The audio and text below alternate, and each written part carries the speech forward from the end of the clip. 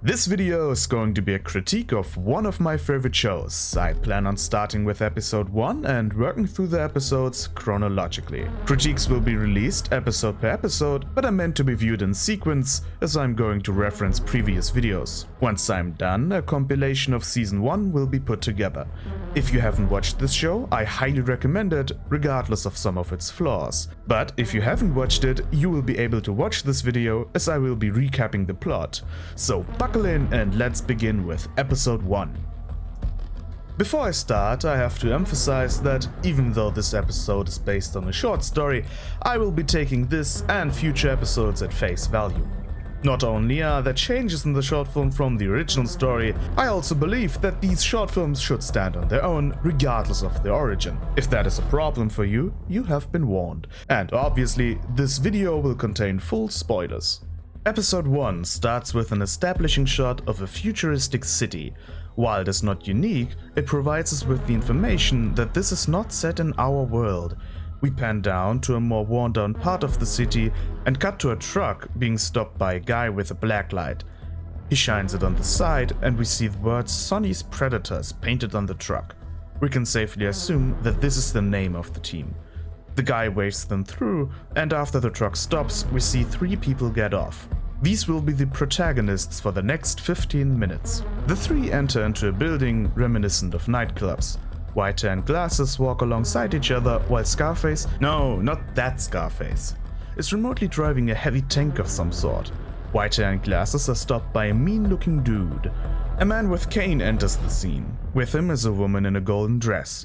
He commands the mean-looking dude to give them an appearance fee. This tells us that this group called Sonnie's Predators is somewhat famous in what they are partaking in. This subtle exposition of the world will continue through this episode.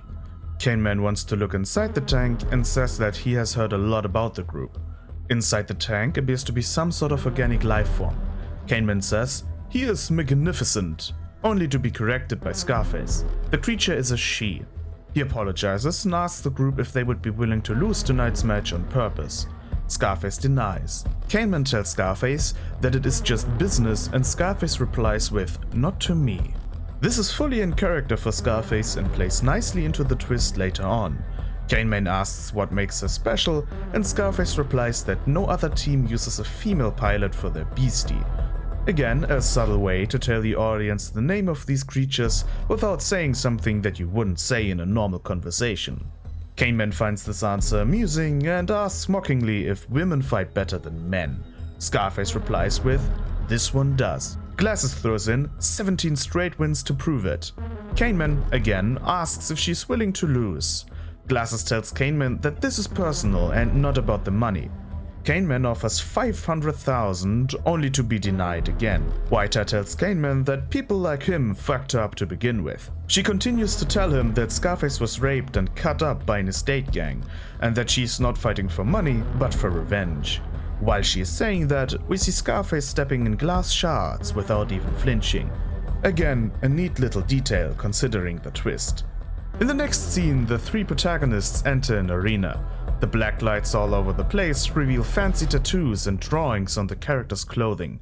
Visually, this is very neat. Doomfist enters on the other side of the arena and declares that Scarface will be going down. While an announcer announces the fight, we see Glasses using his tablet.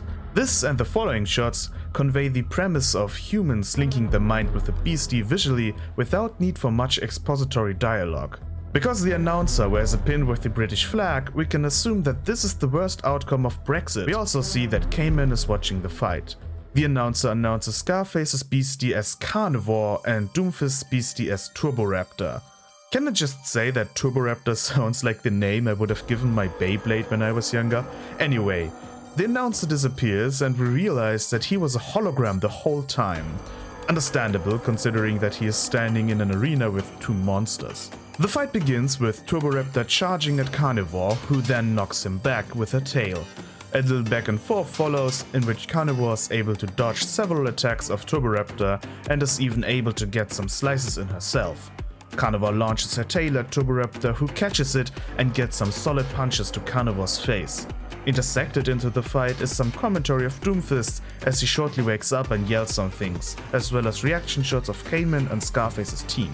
Everybody is reacting to the fight except for Scarface herself, who has her eyes closed for the duration of the fight. A detail that changes its meaning on the second watch, but more on that later. Turboraptor charges at Carnivore, but she is able to literally pull herself out of the situation by splitting her tail in 4 smaller tails, which she uses to move through the arena and over Turboraptor's head. This changes the dynamic of the fight in her favor, and she is able to get a lot of stabs with her tail. As Turboraptor is on the ground, Carnivore rips his left arm off just to reveal a foldable blade made out of his bone. Turboraptor uses this blade to cut off 2 of Carnivore's tails. The fight seems strongly in his favor, and we see that Carnivore is fearing for her life. The emotion of fear that is conveyed through the animation is amazing. She's on her back and trying to get away. Turboraptor grabs Carnivore and stabs her in the stomach with his bone knife. While he is putting his knife deeper into her, we see Whitehair screaming, but we do not hear her. The only sounds are the music and some sound effects of tearing flesh. A beautiful, tension-filled moment. Carnivore's eyes open and she rams her head through Turboraptor's neck and rips out what to me looks like his heart. She also rips his head off triumphantly with cheers from the audience. In the next scene we see Glasses carrying a box of what I assume to be alcohol as he sounds drunk. He discusses the fight with Whitehair, who is of the opinion that the blade made out of bone was cheating. This happens in the background and without subtitles could easily be missed. This, again, is a nice piece of world building. Scarface notices Golden Dress walking alone and follows her into what I believe to be the truck where Scarface's beastie is kept. At this point in time, we have to assume that Golden Dress wanted to do something to the beastie. She sounded surprised when Scarface said something, and she couldn't have possibly known that Scarface was going to follow her. That and the fact that she works with someone that really didn't want Scarface to win. Golden Dress compliments Scarface, to which she questions why Golden Dress is with Cane-Man. A weird question, considering that she doesn't know the relationship between them.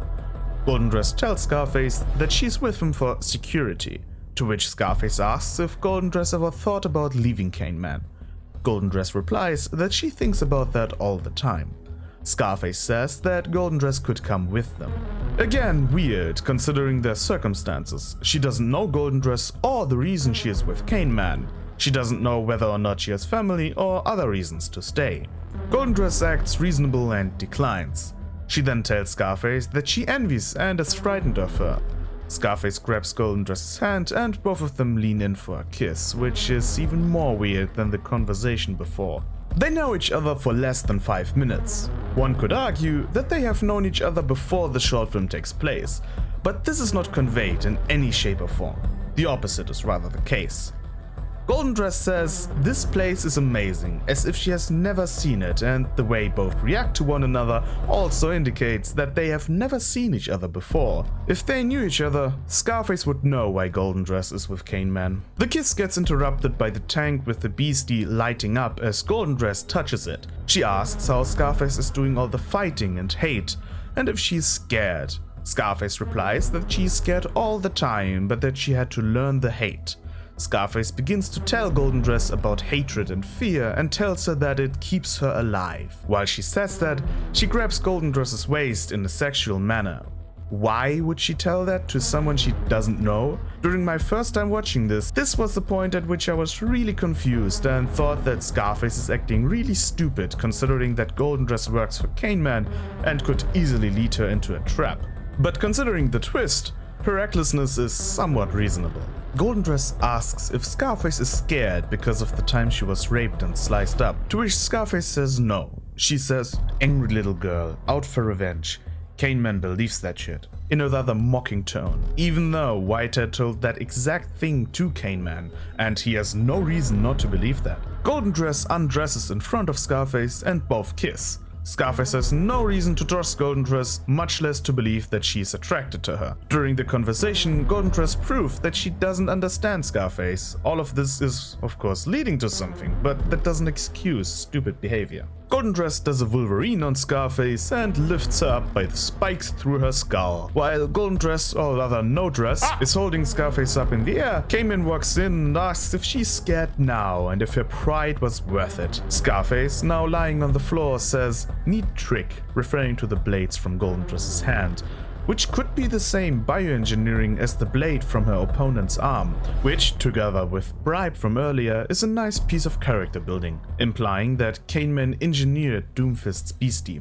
Golden Dress stomps on Scarface and smashes her face in, during which Scarface loses her affinity link. Considering what follows, she should not be able to speak anymore, but she ignores that and says, "Not good enough," and laughs with her smashed head. Cayman asks what Scarface is, and she replies with, "Just a couple of BioWare processors spliced to her spine." Through a speaker on the tank, Scarface explains that the night in which she got cut up, her skull was also broken, and that every time that she steps into the ring, she's fighting for her life, and explains that fear is her edge. What follows now is the climax of the short film. Scarface's beastie kills Golden Dress with her tail and does an alien on Cayman before we cut to black. There are a lot of things, narratively speaking, going on. The world building is done excellently and shows respect for the viewer's intelligence. Nothing is outright stated that wouldn't be stated if we already knew what was going on. We quickly understand the context of the situation. We know that the minds are linked to beasties thanks to some simple shots, and we can piece together that the knife blade was borderline illegal in the rules of the fight through some dialogue in the background. We can also assume that Cayman is responsible for this blade through Golden Dress's claws. The exposition of Scarface's background story was told to Cayman because he was stubborn. If Whitehair told Cayman Scarface's motivation after his first attempt to bribe her, it would have been slightly forced. By making Cayman be persistent in his attempt to bribe her, the explanation comes naturally into the conversation. Him being persistent also fits with his motivation and sets him up as someone that is willing to go to great lengths to achieve his goal. During the conversation, Scarface acts fully in character given her motivation and knowing the twist. During the end, however, she acts in a way that is stupid at best and inconsistent at worst. Why are Scarface and Golden Dress acting all lovey-dovey? This does not work at all. We had exactly 3 minutes with these two, and Scarface falling for Golden Dress makes her look like she is naive, reckless, and or stupid. The problem with short films, and with that the whole series, is that there's rarely enough time to properly develop relationships, especially this late into a story. If they had done that earlier, this could have worked a lot better, but you have a setup, a fight, a betrayal, and a twist in 15 minutes, on top of having to do world building and explaining the mechanics of the fight. Which is not to say that such a thing is impossible, but it is very hard to achieve, and the story would have been better off doing this betrayal differently, or dropping it entirely. Considering the context of the world, there doesn't even need to be a betrayal. Golden Dress could have just talked to Scarface normally and then killed her. The way she acted did not give her a better opportunity to kill Scarface and was purely to have a betrayal for the audience. A betrayal which doesn't make a lot of sense. When Golden Dress went into the room with the beastie, I assumed she was going to do something to it to revenge the loss, which Cayman clearly wanted to avoid, going as far as to bribe someone with what he says is a lot of money. And that could be the case, considering that Golden Dress is indeed working loyally for Cayman, but instead of killing Scarface as soon as she is close to her, she pretends to like her, which then leads to betrayal, which doesn't work. And that is what happens when you try to have your cake and eat it too. A weird idiom, by the way. What use is cake if you're not supposed to eat it? Anyway, this was not the only questionable part. The world building is great and the mechanics are explained well, except for Scarface's body. Why is Scarface able to speak even though her affinity link is gone? Does she not need it because she has another one somewhere else in her body? If so, why? I just assumed that she permanently placed her mind into the beastie with the affinity link technology and controls the body via an affinity link. But then she says that her body is just a couple of BioWare processors spliced to her spine, which makes me wonder if that is her original body and if this body is even controlled by the beastie at all. I'm sure there's an answer to those questions, but stating things that create questions should not be done that late into an episode. And just to be clear, I'm fine with those things not being explicitly explained. The audience can create their own explanations with hints to something. It just would have made the payoff better if the rules were stated more clearly, or if she simply didn't lose her affinity link. Everything else works great with the established rules to give a satisfying ending. The twist of Scarface being the beastie the whole time is improved with many subtle things that ground this twist. The meaning of many details change when watching this episode a second time. Scarface walks through glass shards, not because she's badass and doesn't care, but because she literally can't feel the pain. Glasses asks Scarface if she's okay in there, referring to her being in the tank, and when he is linking the beastie with Scarface, he's not actually linking them, but instead disconnecting Scarface from the beastie. She doesn't open her eyes in the fight, not because she's concentrating on her beastie, but simply because she's not linked to her human body. While she's being stabbed, Whitehead doesn't scream because she is scared of losing the fight, but of losing her friend. This is how a good twist should work. Building the story around the twist can allow for a much better experience. When you know the twist, it recontextualizes the whole story and characters' actions. This is also why some twists don't work.